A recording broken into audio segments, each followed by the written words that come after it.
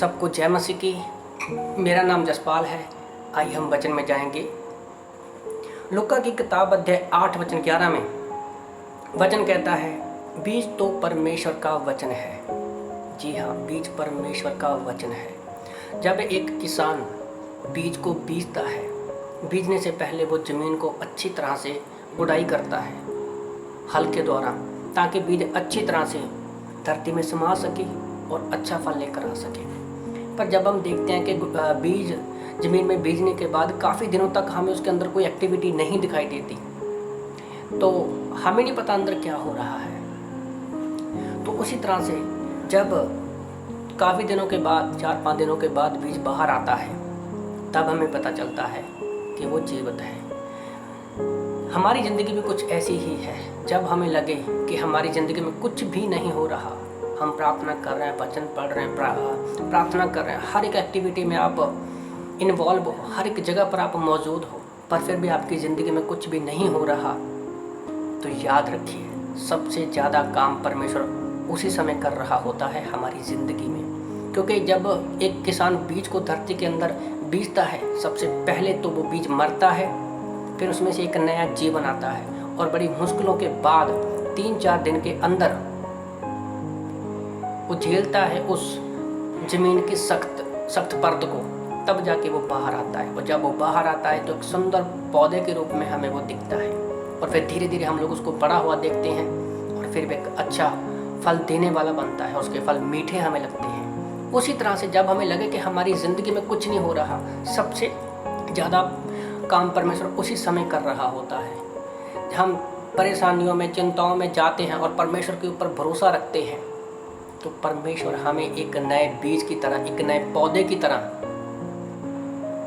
सामने लेकर आता है, लोगों के सामने लेकर आता है, और लोग देखकर कहते हैं कि हाँ, इसकी ज़िंदगी में कुछ नया होता है, और हमारे चेहरे पे रौनक रहती है।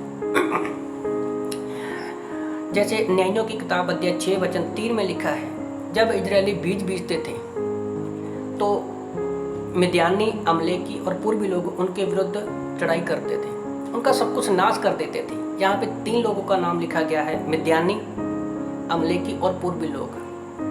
विश्वासी के तीन चीज़ें हैं जो उसकी सबसे बड़ी दुश्मन है, संसार, शैतान और हमारा पापी स्वभाव। तो वो सब कुछ नाश कर देता है। वचन में लिखा है कि उनके गधे, जो भी सामान था, सब कुछ ले जाते थे। उसी तरह से परमेश्वर का वचन कहता है, नीति वचन 11 में, कि धर्मी का बीज बोता है, उसका निश्चय फल मिलता है। जब एक धर्मी व्यक्ति बीज को बीजता है, उसका फल हमें मिलता है। जब हम लोगों के बीच में परमेश्वर के प्रेम का वचन बीजते हैं, तो परमेश्वर उसमें फल लेकर आता है। सर्पोपदेशक अध्याय 11 वचन 6 में लिखा है, सुबह शाम बीज बीजो, एक तो फल देगा। पर जब हम सुबह शाम परमेश्वर के लिए संगति करते हैं, तो उसका फल आपको निश्चय ही मिलेगा।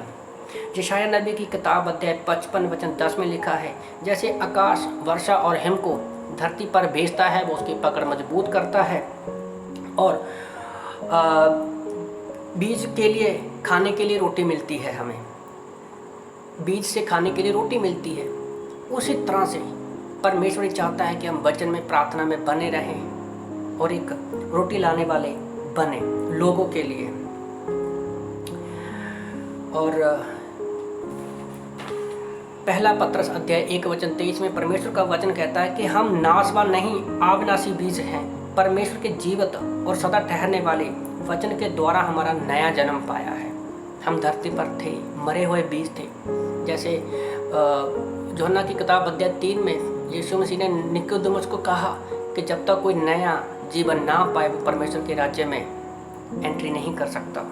उसी तरह से याद रखिए, आज हम घरों में लॉकडाउन की वजह से बैठे हैं, तो शायद हम लोगों में काम की वजह से, बिजी होने की वजह से कुछ ना कर पाए हो, हमारे पास समय नहीं था। तो आज हमारे पास समय है कि हम परमेश्वर के राज्य में बीज बोने वाले बने। परमेश्वर हमारे अंदर से कड़वाहट के बीज को बाहर निकाल के, विष को बाहर निकाल के हमारी ज़िंदगी में परमेश्वर काम करना चाहता है। तो इसलिए शायद करना चाहता हूँ, आप वचन में, प्रार्थना में बने रहे और एक अच्छा बीज बोए अपनी ज़िंदगी में और फलदार पेड़ बने।